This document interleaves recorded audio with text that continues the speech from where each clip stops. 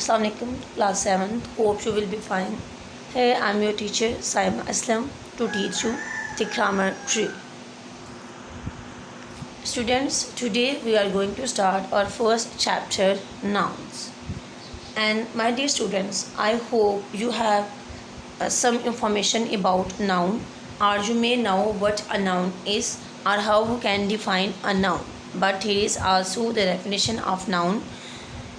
Names of creatures, places, things, feelings or qualities. Noun means names of creatures. Creatures mean महलूकात, places जगह, things चीज़ें, feelings हमारी feelings, एहसासात या महसूसात और qualities and हमारी खूबियाँ या खूबियाँ. Okay students, here is a definition and we have discussed it that nouns mean the names of creatures, places, things, feelings or qualities. On the behalf of definition, we will solve our exercise number A. Let's remember में आइए हम recall करें या दोहराएं. Underline the nouns in these sentences. Sentence number 1. Their pet plays wonderful music.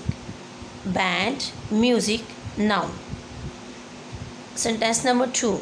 A single truth is more powerful than 1,000 lies. Truth, lies, noun.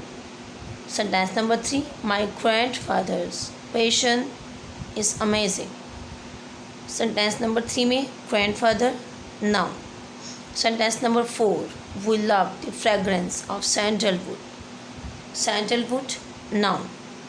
Sentence number 5. There is no information about the missing package at the airport. Package, airport, noun. Okay students, हमने definition में भी discuss किया है कि noun से मुराद creatures के name, places, things, feelings और qualities. तो यहाँ पे भी हमने 5 एग्जांपल्स हैं हमारे पास, उनमें हमने नाउन को अंडरलाइन किया है. ये मैंने आपको नाउन अंडरलाइन करवाए हैं, लेकिन ये आपने खुद आगे इसको रिकॉग्नाइज़ करना है या अपनी बेटर अंडरस्टैंडिंग के लिए आप खुद इसको देखेंगे कि ये जो आपने नाउन अंडरलाइन किया है ये क्या नेम ऑफ़ क्रिएचर है या नेम ऑफ़ प्लेस है, नेम ऑफ़ थिंग्स है या फीलिंग्स है या क्वालिटीज़ है. ये आपकी आप यही समझिए कि ये आपका एक टास्क है जो आपने करना है. मैं आपको बता दूँ, लेकिन it will be better for you to understood it by yourself. Then इसके अब जब आप इस तरह से इसको करके करेंगे तो ये आपको ये चीज़ें कभी भी आपको भूलेंगे नहीं, ये आपको हमेशा याद रहेंगे. और ये आपका टास्क है. आपने मुझे इनमें से किसी भी वर्ड के बारे में बताना है कि जो हमने एक्सरसाइज नंबर ए में वर्ड अंडरलाइन किए थे कि उसमें से आपके मीन सैंडलवुड क्या है, किसको रिप्रेजेंट कर रहा है, थिंग है, प्लेस है या फीलिंग है हमारी या क्वालिटी है. इस तरह से आपने कोई भी 2 वर्ड, मैं आपको स्टार्ट में चले असाइन कर देती हूँ, कोई से भी आपने 2 वर्ड हैं जो आपने मुझे बताना है कि ये हमारे पास नेम ऑफ़ क्रिएचर है या प्लेस है, थिंग. आपने अपने इस तरह से व्यूज़ मेरे साथ कमेंट बॉक्स में शेयर करने हैं. और जो स्टूडेंट अपने व्यूज़ शेयर करेगा, बताएगा मुझे कि ये नाउन हमारा है जो नेम ऑफ़ पर्सन, प्लेस है या थिंग या फीलिंग है, तो उसको मैं अपनी नेक्स्ट वीडियो में उसका नाम अनाउंस किया करूँगी. Okay students, now we'll start our topic, or we can say the explanation of noun. Noun has different kinds, but first kind is common noun. Common noun mean general names that are general. Examples: girl, city, subject and monument. Monument कोई भी यादगार इमारत या मुजस्मा. Second type is या kind is proper noun. Proper mean specific names that are special. Examples: Sahila, Karachi, history, Qasim. Mean कि कोई भी ख़ास अहमियत के हामिल नाम, जगहों के नाम, चीज़ों के नाम जिन्हें हम प्रॉपर नाउन में इस्तेमाल करते हैं. नेक्स्ट आगे आप देख रहे हैं जी स्टूडेंट, कॉमन नाउन के नेक्स्ट आगे 2 फर्दर काइंड्स हैं या 2 फर्दर काइंड्स में डिवाइड हो रहा है जी. वो है जी countable and uncountable noun. Countable and uncountable noun. Countable आप नाम से ही जज कर सकते हैं कि वो चीज़ें जिन्हें हम काउंट कर सकते हैं, एंड अनकाउंटेबल वो चीज़ें जिन्हें हम काउंट नहीं कर सकते. Can be numbered as singular और प्लूरल. कहने जी काउंटेबल में वो चीज़ें आएंगी जो कि हमारे पास नंबर्स हैं. दैट कैन बी सिंगुलर और plural. Examples: fans, concerts.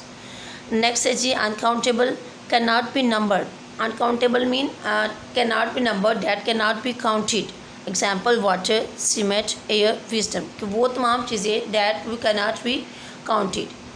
Next students, you can see that countable noun is also divided in two categories more. Countable की भी नेक्स्ट आगे दो फर्दर कैटेगरीज है जहाँ पे बता रहे हैं. उसमें फर्स्ट आ रही है जी concrete noun and second is abstract noun. Concrete noun and second is abstract noun. Concrete can be experienced through any of the five senses. Concrete noun वो हैं जो हम अपने five senses के थ्रू क्या कर रहे हैं, एक्सपीरियंस कर रहे हैं. For example boy, paper, chair, car. Mean इनको हम अपने फाइव सेंसेस के थ्रू टच कर सकते हैं, देख सकते हैं, महसूस कर सकते हैं.